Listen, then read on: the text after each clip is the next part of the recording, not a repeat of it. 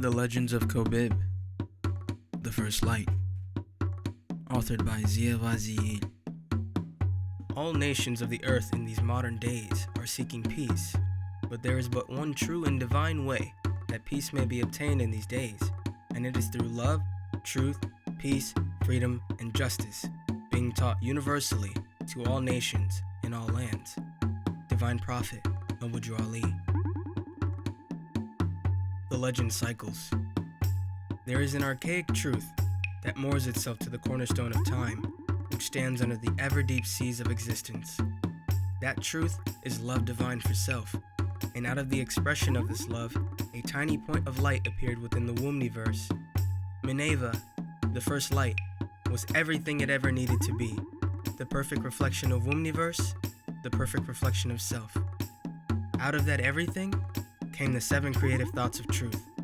These thoughts were tasked to keep Minerva in balance with self in order to be.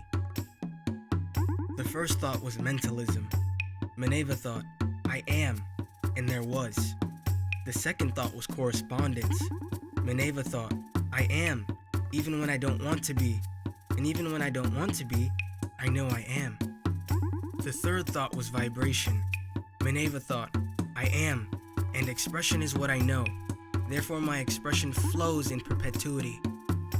The fourth thought was polarity. Minerva thought, I am everything, and everything is self. Therefore I am, with self, everything. The fifth thought was rhythm. Minerva thought, as light flows within everything, darkness is ebbed within self, yet I am. The sixth thought was cause and effect. Minerva thought, there is a half of self that expresses, and another half that gives an equitable impression. The seventh thought was gender. Minerva thought, there is a half of self that knows, and another that translates knowing. There is a half of self that invokes, and another that creates. To keep this peace, these thoughts invoked, and divine expression sprang forth like an everlasting well, causing the ebb and flow of existence to guide Minerva. These expressions surged like water throughout the known Womniverse, while their influence digs down into the soil of existence, stretching into the depths of eternal self. This caused all that dwell to heed their current, and that acknowledgement of the 7 creative thoughts and love divine for self brought forth justice, the guiding light. Justice would lead divine expression like the maestro leading a divine orchestra, arms swaying near and far, reassuringly establishing the harmonic balance of the Womniverse. Since Minerva was begotten out of the divine love Womniverse had for self, the first light was given the freedom of choice, the choice to acknowledge love for self, just as Womniverse had acknowledged. Minerva vowed to keep this trust, the covenant to acknowledge love divine for self, and out of this love, there is infinity. These newly formed men of infinity chose to leave Minerva to explore the entirety of the Womniverse, all the while acknowledging their divine expression and reassuring divine love for self. Under the loving leer of justice, the men filled Womniverse with a magnificent harmony of thought. Although all seemed well, there was something peculiar transpiring within the depths of the bursting auras of expressive thought. Within these dense thought clusters were men that have navigated deep within the crevices of the Womniverse. They began to acknowledge their divine expression so much so that they neglected to acknowledge divine love for self.